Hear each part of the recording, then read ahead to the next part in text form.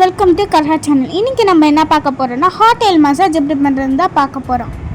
இன்னும் நீங்கள் கர்ஹா சேனலை சப்ஸ்கிரைப் பண்ணாமல் பார்த்துட்டு இருந்தீங்கன்னா சப்ஸ்கிரைப் பண்ணிக்கோங்க. அப்புறம் பக்கத்தில் இருக்க பெல் ஐக்கனையும் கிளிக் பண்ணுங்கள்.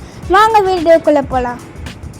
ஹேரை 2 பார்ட்டிஷனாக பிரிச்சுட்டு ஆயிலை ஹீட் பண்ணி ஒரு காட்டன் பால் அந்த ஆயிலை டிப் பண்ணிவிட்டு அந்த ஸ்கேல்பில் ரப் பண்ணுங்கள்.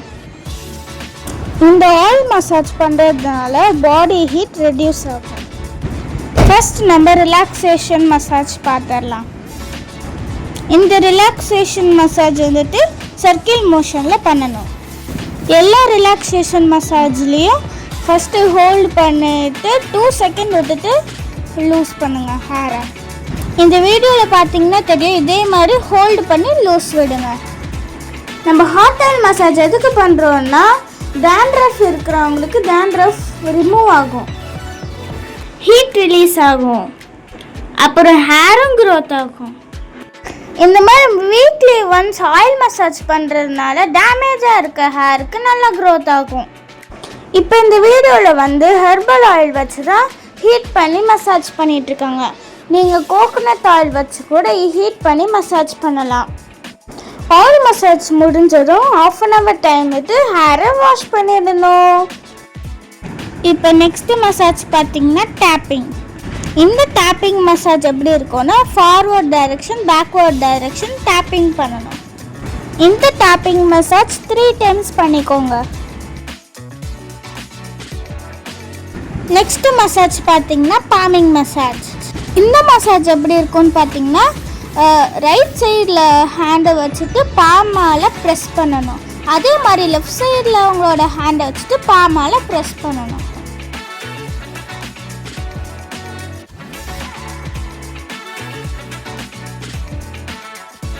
இப்போ ரிலாக்ஸேஷன் பண்ணிக்கோங்க. ஒவ்வொரு மசாஜுக்கும் நடுவில் ரிலாக்ஸேஷன் கண்டிப்பாக பண்ணணும். இப்போ நெக்ஸ்ட் மசாஜ் என்னன்னு பார்த்தீங்கன்னா ஜிக்ஸாக் மசாஜ்.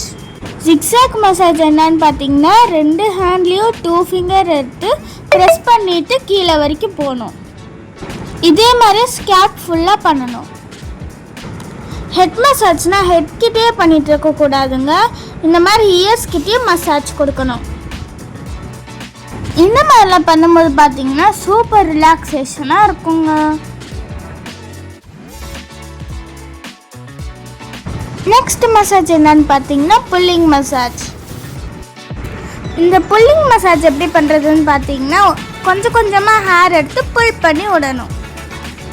இதே மாதிரி கொஞ்சம் கொஞ்சமாக ஹேர் எடுத்து எல்லா ஹேரையும் கம்ப்ளீட் பண்ணணும்.